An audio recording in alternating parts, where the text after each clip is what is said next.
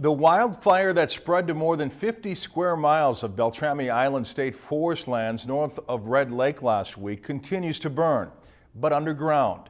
Jamil Doneth was on the front lines with a fire crew outside Grigla today and explains why this type of peat fire is more difficult to extinguish. A week after a wildfire swept through Red Lake tribal lands in the Beltrami Island State Forest, fire crews are still working to contain it.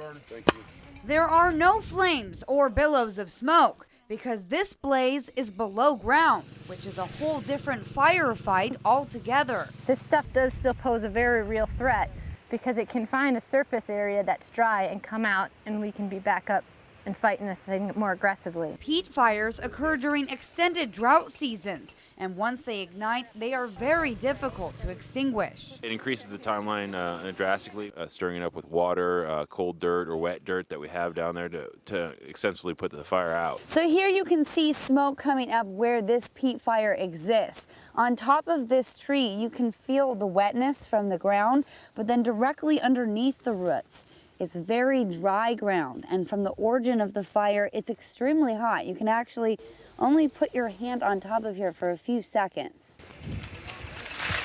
An incident management team composed of DNR, U.S. Forestry, and area fire departments has around 200 crew members spread across the 50 square feet of affected area. A lot of what's going on today is what's called mop-up. They're looking for these hot spots.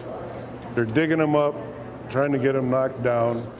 Move. Much like a search and rescue team to locate the origin of the peat fires, firefighters span out in a line formation. People equally spaced apart, constantly checking the ground, feeling for heat with the backs of their hands, checking to see if a spot's warm. But finding these underground fires isn't as easy as spotting smoke. Crews are trained to recognize surface indicators and smell. This is meticulous, this is tedious, but we got to find all these things and dig them out and put them out. The smolder might be small, but the damage peat fires can cause is anything but subtle.